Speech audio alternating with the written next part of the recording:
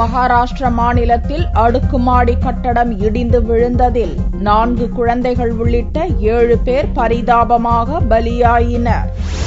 மகாராஷ்டிர மாநிலம் தானே மாவட்டம் மும்ப்ரா பகுதியில் சகுந்தலா என்னும் கட்டடம் உள்ளது. இக்கட்டடத்தில் வசிப்பவர்கள் வெள்ளிக்கிழமை அதிகாலை 2 மணியளவில் அயர்ந்து தூங்கிக் கொண்டிருந்த சமயத்தில் திடீரென கட்டடம் இடிந்து விழுந்தது. தகவல் அறிந்ததும் தீயணைப்புத் துறையினர் மற்றும் போலீசார் விரைந்து வந்து மீட்புப் பணியில் ஈடுபட்டனர். கட்டட இடிபாடுகளில் சிக்கி 4 குழந்தைகள் உட்பட 7 பேர் உடல் நசுங்கி பரிதாபமாக இறந்தனர். இறந்த குழந்தைகளில் பிறந்து 2 மாதமே ஆன பச்சிளங்குழந்தையும் அடக்கம். இடிபாடுகளிலிருந்து பலத்த காயத்துடன் மீட்கப்பட்ட 14 பேர் தானே நகரில் உள்ள வெவ்வேறு மருத்துவமனைகளில் சேர்க்கப்பட்டுள்ளனர். கட்டடத்தின் இடிபாடுகளில் மேலும் பலர் சிக்கியிருப்பதாக கூறப்படுவதால் மீட்புப் பணிகள் துரிதகதியில் நடந்து வருகின்றன.